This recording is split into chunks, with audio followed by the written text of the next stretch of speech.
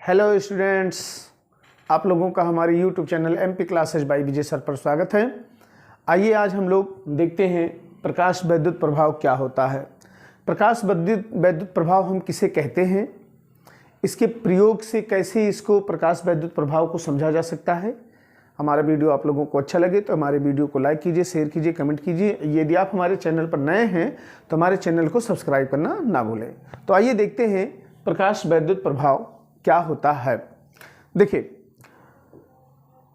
इसके लेक्चर में हम लोग ये पढ़ेंगे कि प्रकाश वैद्युत प्रभाव जो होता है ये प्रकाश के और वैद्युत के प्रभाव के कारण एक इलेक्ट्रॉन किसी जस्ते से जब उत्पन्न होता है तो क्यों उत्पन्न होता है, कैसे उत्पन्न होता है, इसी के बारे में हम लोग पढ़ेंगे।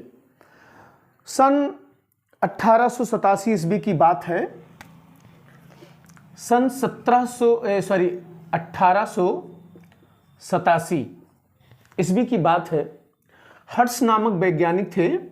हर्ट्ज जिसे आप लोग कहते हो हर्ट्ज नामक वैज्ञानिक ने ये बताया कि जब हम लोग किसी विद्युत विसर्जन नलिका की ऋण प्लेट पर परावैगनी प्रकाश की किरणों को जब डालते हैं तो विद्युत विसर्जन नलिका में विद्युत का प्रवाह बड़ी आसानी से, बड़ी सुगमता के साथ में होता है। क्या करते हैं, विद्युत विसर्जन नलिका में, नलिका की जब ऋण प्लेट पर परावैगनी प्रकाश की किरणों को जब डाला जाता है तो उस विद्युत विसर्जन नलिका में धारा का प्रवाह बहुत अधिक सुगमता के साथ में होता है। इसके एक वर्ष बाद एक वैज्ञानिक आए जिनका नाम था हॉलवैस। ध्यान से सुनिएगा इस लेक्चर को, अंत तक आप लोग देखिएगा।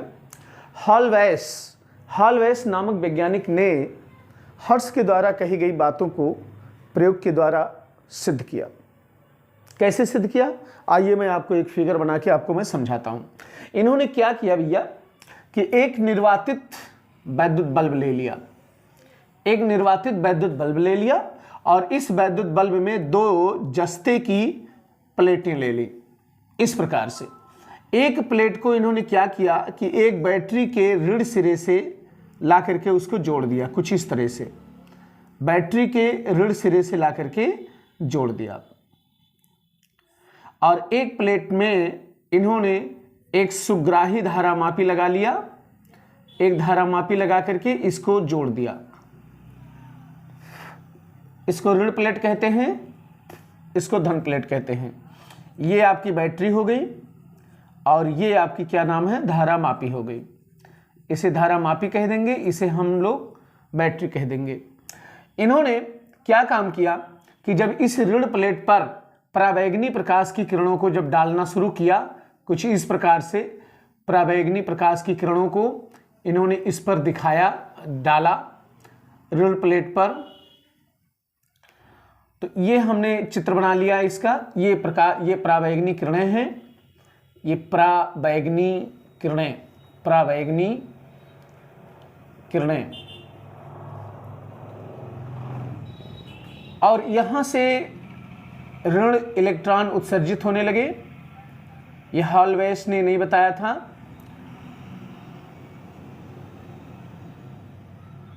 इस तरह से, और धारा का प्रवाह कुछ इस तरह से हो करके इधर को जाने लगा। ये प्रकाश धारा है आपकी, ये प्रकाश धारा है, धारामापी होगी, बैटरी होगी। आइए अब इसके कॉन्सेप्ट को हम लोग समझते हैं क्या होता है। ये जो आपका होता है इसे हम लोग प्रकाश इलेक्ट्रॉन कहते हैं, प्रकाश इलेक्ट्रॉन कहते हैं। अब हॉलवैस ने क्या किया कि हर्ट्ज के द्वारा कही गई बात को एक प्रयोग के माध्यम से इन्होंने सिद्ध किया।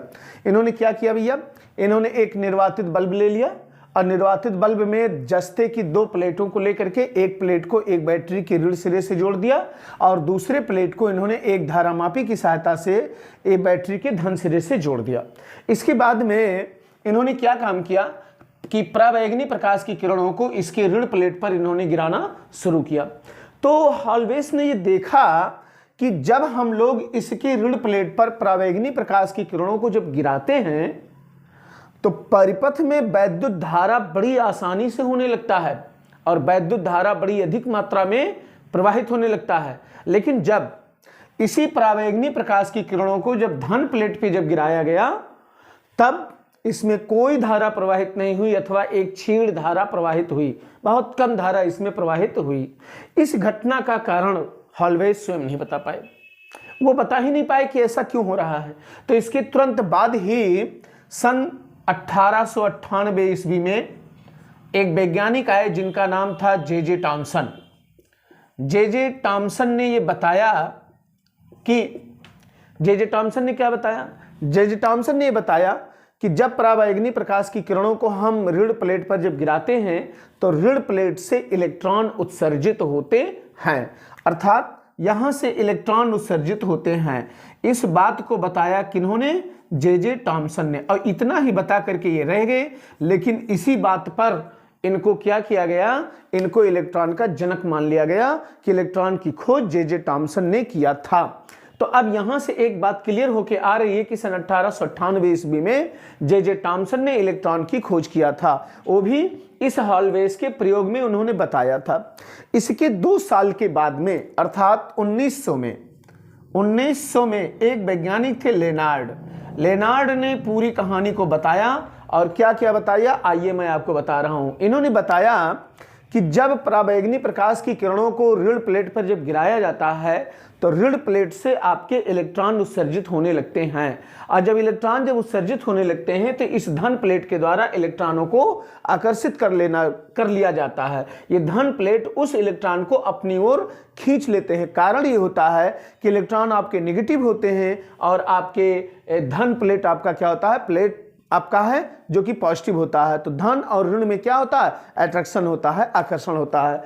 तो यहां से निकलने वाले इलेक्ट्रॉन धन प्लेट पर आ जाते हैं और जैसे ही आते हैं वैसे ही ये पूरा परिपथ आपका कंप्लीट हो जाता है। अब परिपथ के कंप्लीट हो जाने के कारण ही इसमें धारा का प्रवाह शुरू हो जाता है। लेकिन जब इसी परावैंगनी प्रकाश की किरण को जब हम लोग धन प्लेट पे जब गिराते हैं तो धन प्लेट से निकले इलेक्ट्रॉन इस ऋण प्लेट के कारण प्रतिकर्षित कर दिए जाते हैं। ये इसके द्वारा आकर्षित नहीं होते हैं। क्यों? क्योंकि यह आपका ऋण प्लेट होता है, इलेक्ट्रॉन भी आपके ऋण होते हैं। तो ऋण में क्या होता है? प्रतिकर्षण होता है, प्रतिकर्षण होता है। तो प्रतिकर्षण होने की वजह से इलेक्ट्रॉन धन प्लेट से निकलने वाले इलेक्ट्रॉन ऋण प्लेट पर आ नहीं पाते हैं, इसलिए ये परिपथ पूरा नहीं होता है। और जब परिपथ पूरा नहीं होता है तो ये आप में इस परिपथ में कोई धारा प्रवाहित नहीं होती है। ये इसका क्लियरिफिकेशन है। एक बार फिर से मैं आपको बताऊं, लेनार्ड ने यह कहा था सन 1900 ईस्वी में कि जब हम लोग ऋण प्लेट पर परावैंगनी प्रकाश की किरणों को जब गिराते हैं तो यहां से निकलने वाले जो इलेक्ट्रॉन होते हैं वो धन प्लेट के द्वारा आकर्षित कर लिए जाते हैं। और जब आकर्षित कर लिए जाते हैं तो उस हालात में परिपथ आपका पूरा हो जाता है, और पूरा होने के कारण इसमें आपकी वैद्युत धारा प्रवाहित होनी शुरू हो जाती है। लेकिन जब उन्हीं परावैंगनी प्रकाश की किरणों को जब धन प्लेट पर गिराया जाता है तब धन प्लेट से निकले इलेक्ट्रॉन इस धन प्लेट से निकले इलेक्ट्रॉन ऋण प्लेट से प्रतिकर्षित हो जाते हैं। और जब प्रतिकर्षित हो जाते हैं तो परिपथ पूरा नहीं होता है, और जब परिपथ पूरा नहीं होता है तो हमारा ये इसमें धारा प्रवाहित नहीं होती है। इस प्रकार से इन्होंने ये बताया कि जो इलेक्ट्रॉन जो निकलते हैं, इन इलेक्ट्रॉनों को हम चाहे प्रकाश इलेक्ट्रॉन कहते हैं, ऋण प्लेट से निकलने वाले इलेक्ट्रॉनों को हम प्रकाश इलेक्ट्रॉन कहते हैं, या इसी को हम लोग फोटो इलेक्ट्रॉन कहते हैं। इसको हम लोग फोटो इलेक्ट्रॉन भी कहते हैं। और इस पूरी घटना को कि जब परावैंगनी प्रकाश की किरण को ऋण प्लेट पर जब गिराया गया तो यहाँ से इलेक्ट्रॉनों को सर्जन हो गया। इसी को हम लोग प्रकाश वैद्युत प्रभाव अथवा प्रकाश वैद्युत उत्सर्जन भी कहते हैं। इसका एक नाम और है प्रकाश वैद्युत उत्सर्जन, प्रकाश वैद्युत उत्सर्जन भी इसको कहते हैं। और जो इलेक्ट्रॉन निकलते हैं उनको प्रकाश इलेक्ट्रॉन कहते हैं या फोटो इलेक्ट्रॉन कहते हैं, और जो धारा बहती है इसमें उसे हम लोग प्रकाश धारा कहते हैं। तो इस पूरे घटनाक्रम को कि जब परावैंगनी प्रकाश की किरण को ऋण प्लेट पर डाला जाता है तो यहाँ से इलेक्ट्रॉनों का उत्सर्जन होता है, इसी घटना को प्रकाश वैद्युत प्रभाव कहते हैं। अकॉर्डिंग टू मी आप लोगों को ये अच्छा लगा होगा। हमारा वीडियो आप लोग शेयर कीजिए, लाइक कीजिए, कमेंट कीजिए, हमारे चैनल को सब्सक्राइब करना ना भूलें। ओके।